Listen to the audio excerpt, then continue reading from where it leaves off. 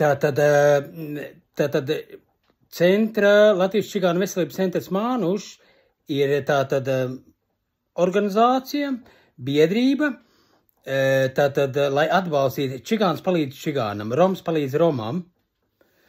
tātad modināt cilvēciskumu, humānismu un izpratni un garīgumu un emocionalitāti, tātad, lai celtu kopīgiem spēkiem